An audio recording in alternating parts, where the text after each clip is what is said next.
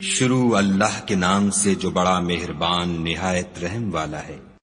اے ایمان والو، اپنے اقراروں کو پورا کرو۔ تمہارے لیے چار پائے جانور جو چرنے والے ہیں حلال کر دیے گئے ہیں، بجوز ان کے جو تمہیں پڑھ کر سنائے جاتے ہیں، مگر احرام حج میں شکار کو حلال نہ جاننا۔ خدا جیسا چاہتا ہے حکم دیتا ہے۔ مومنو، خدا کے نام کی چیزوں کی بے حرمتی نہ کرنا، اور نہ ادب کے مہینے کی، اور نہ قربانی کے جانوروں کی، اور نہ ان جانوروں کی جو خدا کی نذر کر دیے گئے ہوں اور جن کے گلوں میں پٹے بندھے ہوں، اور نہ ان لوگوں کی جو عزت کے گھر یعنی بیت اللہ کو جا رہے ہوں اور اپنے پروردگار کے فضل اور اس کی خوشنودی کے طلبگار ہوں۔ اور جب احرام اتار دو تو پھر اختیار ہے کہ شکار کرو، اور لوگوں کی دشمنی اس وجہ سے کہ انہوں نے تم کو عزت والی مسجد سے روکا تھا تمہیں اس بات پر آمادہ نہ کرے کہ تم ان پر زیادتی کرنے لگو۔ اور دیکھو، نیکی اور پرہیزگاری کے کاموں میں ایک دوسرے کی مدد کیا کرو، اور گناہ اور ظلم کی باتوں میں مدد نہ کیا کرو، اور خدا سے ڈرتے رہو۔ کچھ شک نہیں کہ خدا کا عذاب سخت ہے۔ تم پر مرا ہوا جانور اور بہتا لہو اور سور کا گوشت اور جس چیز پر خدا کے سوا کسی اور کا نام پکارا جائے، اور جو جانور گلا گھٹ کر مر جائے، اور جو چوٹ لگ کر مر جائے، اور جو گر کر مر جائے، اور جو سینگ لگ کر مر جائے، یہ سب حرام ہے۔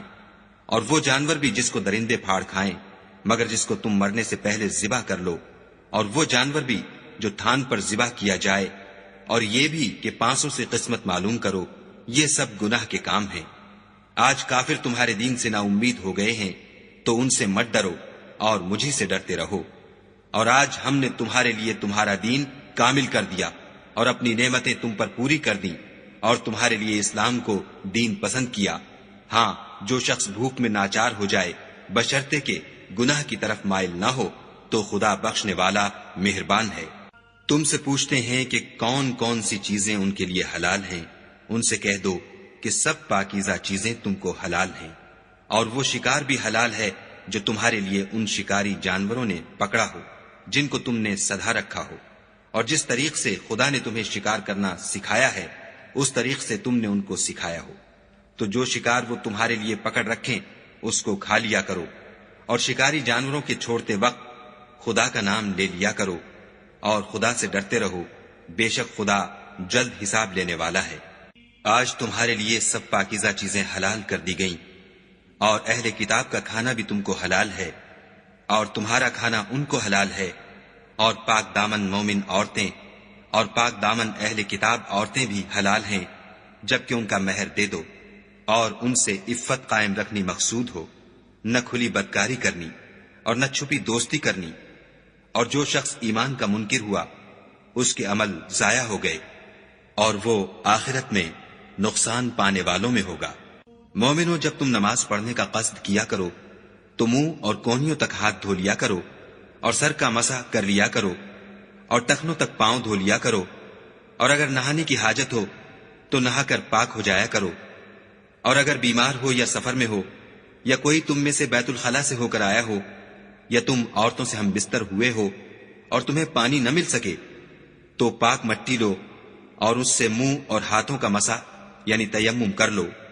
خدا تم پر کسی طرح کی تنگی نہیں کرنا چاہتا، بلکہ یہ چاہتا ہے کہ تمہیں پاک کرے اور اپنی نعمتیں تم پر پوری کرے تاکہ تم شکر کرو۔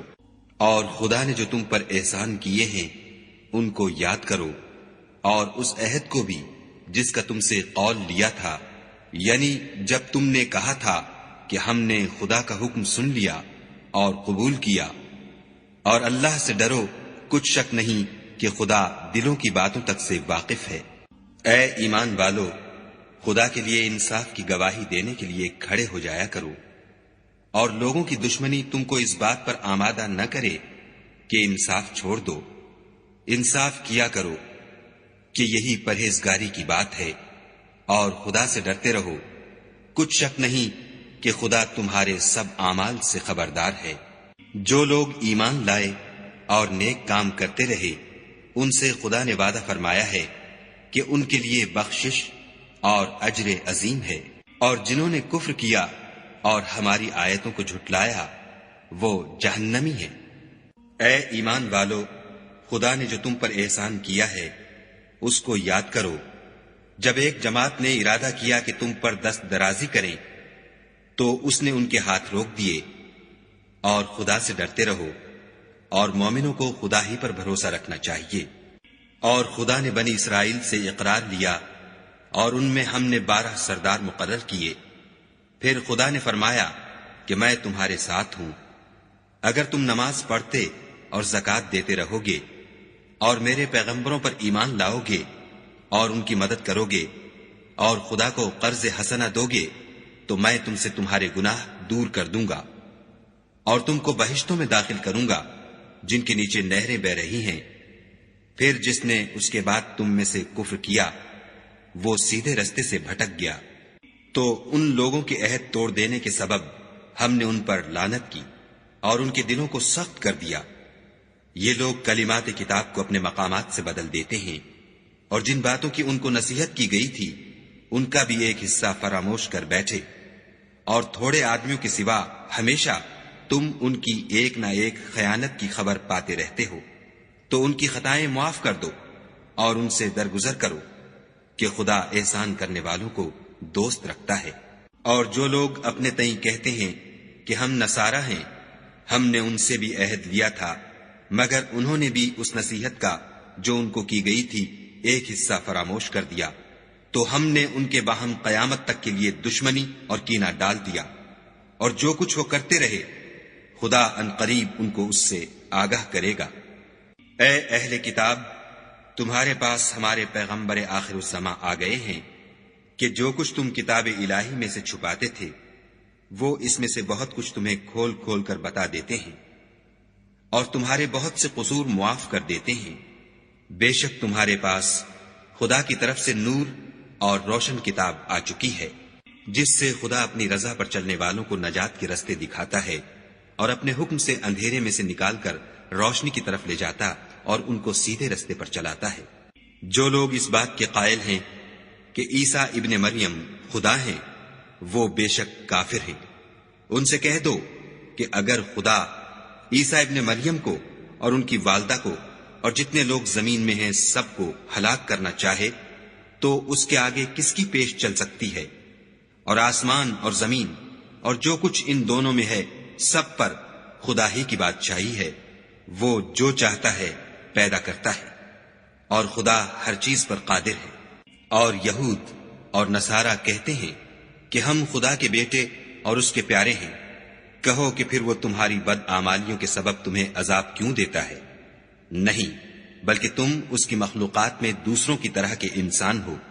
وہ جسے چاہے بخشے اور جسے چاہے عذاب دے. اور آسمان اور زمین اور جو کچھ ان دونوں میں ہے سب پر خدا ہی کی حکومت ہے اور سب کو اسی کی طرف لوٹ کر جانا ہے. اے اہل کتاب پیغمبروں کے آنے کا سلسلہ جو ایک عرصے تک منقطع رہا تو اب تمہارے پاس ہمارے پیغمبر آ گئے ہیں جو تم سے ہمارے احکام بیان کرتے ہیں تاکہ تم یہ نہ کہو کہ ہمارے پاس کوئی خوشخبری یا ڈر سنانے والا نہیں آیا. سو اب تمہارے پاس خوشخبری اور ڈر سنانے والے آ گئے ہیں اور خدا ہر چیز پر قادر ہے.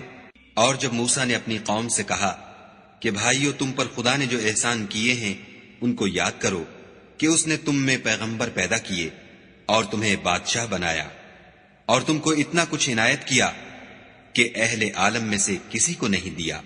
تو بھائیو تم ارض مقدس یعنی ملک شام میں جسے خدا نے تمہارے لیے لکھ رکھا ہے چل داخل ہو اور دیکھنا مقابلے کے وقت پیٹھ نہ پھیر دینا ورنہ نقصان میں پڑ جاؤ گے. وہ کہنے لگے کہ موسیٰ وہاں تو بڑے زبردست لوگ رہتے ہیں اور جب تک وہ اس سرزمین سے نکل نہ جائیں ہم وہاں جا نہیں سکتے. ہاں اگر وہ وہاں سے نکل جائیں تو ہم جا داخل ہوں گے. جو لوگ خدا سے ڈرتے تھے ان میں سے 2 شخص جن پر خدا کی عنایت تھی کہنے لگے کہ ان لوگوں پر دروازے کے رستے سے حملہ کر دو.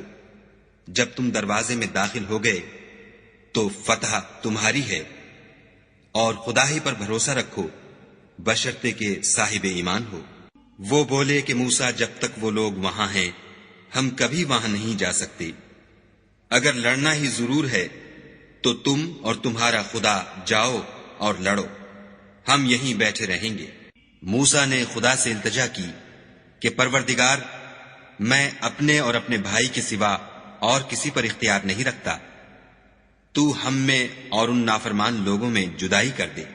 خدا نے فرمایا کہ وہ ملک ان پر 40 برس تک کے لیے حرام کر دیا گیا کہ وہاں جانے نہ پائیں گے اور جنگل کی زمین میں سرگرداں پھرتے رہیں گے۔ تو ان نافرمان لوگوں کے حال پر افسوس نہ کرو، اور اے محمد صلی اللہ علیہ وآلہ وسلم، ان کو آدم کے 2 بیٹوں حابیل اور قابیل کے حالات جو بالکل سچے ہیں پڑھ کر سنا دو کہ جب ان دونوں نے خدا کی جناب میں کچھ نیازیں چڑھائیں تو ایک کی نیاز تو قبول ہو گئی اور دوسرے کی قبول نہ ہوئی۔ تب قابیل حابیل سے کہنے لگا کہ میں تجھے قتل کر دوں گا۔ اس نے کہا کہ خدا پرہیزگاروں ہی کی نیاز قبول فرمایا کرتا ہے، اور اگر تو مجھے قتل کرنے کے لیے مجھ پر ہاتھ چلائے گا تو میں تجھ کو قتل کرنے کے لیے تجھ پر ہاتھ نہیں چلاؤں گا۔ مجھے تو خدا رب العالمین سے ڈر لگتا ہے۔ میں چاہتا ہوں کہ تو میرے گناہ میں بھی ماخوذ ہو اور اپنے گناہ میں بھی، پھر زمرہ اہل دوزخ میں ہو، اور ظالموں کی یہی سزا ہے۔ مگر اس کے نفس نے اس کو بھائی کے قتل ہی کی ترغیب دی تو اس نے اسے قتل کر دیا اور خسارہ اٹھانے والوں میں ہو گیا۔ اب خدا نے ایک کوا بھیجا جو زمین کریدنے لگا تاکہ اسے دکھائے کہ اپنے بھائی کی لاش کو کیوں کر چھپائے۔ کہنے لگا، اے ہے مجھ سے اتنا بھی نہ ہو سکا کہ اس کوے کے برابر ہوتا کہ اپنے بھائی کی لاش چھپا دیتا۔ پھر وہ پشیمان ہوا۔ اس قتل کی وجہ سے ہم نے بنی اسرائیل پر یہ حکم نازل کیا کہ جو شخص کسی کو ناحق قتل کرے گا، یعنی بغیر اس کے کہ جان کا بدلہ لیا جائے یا ملک میں خرابی کرنے کی سزا دی جائے، اس نے گویا تمام لوگوں کو قتل کیا، اور جو اس کی زندگانی کا موجب ہوا تو گویا تمام لوگوں کی زندگانی کا موجب ہوا۔ اور ان لوگوں کے پاس ہمارے پیغمبر روشن دلیلیں لا چکے ہیں، پھر اس کے بعد بھی ان میں بہت سے لوگ ملک میں حد اعتدال سے نکل جاتے ہیں۔ جو لوگ خدا اور اس کے رسول سے لڑائی کریں اور ملک میں فساد کرنے کو دوڑتے پھریں، ان کی یہی سزا ہے کہ قتل کر دیے جائیں یا سولی چڑھا دیے جائیں، یا ان کے ایک ایک طرف کے ہاتھ اور ایک ایک طرف کے پاؤں کاٹ دیے جائیں یا ملک سے نکال دیے جائیں۔ یہ تو دنیا میں ان کی رسوائی ہے، اور آخرت میں ان کے لیے بڑا بھاری عذاب تیار ہے۔ ہاں، جن لوگوں نے اس سے پیشتر کہ تمہارے قابو آ جائیں توبہ کر لی تو جان رکھو کہ خدا بخشنے والا مہربان ہے۔ اے ایمان والو، خدا سے ڈرتے رہو اور اس کا قرب حاصل کرنے کا ذریعہ تلاش کرتے رہو، اور اس کے رستے میں جہاد کرو۔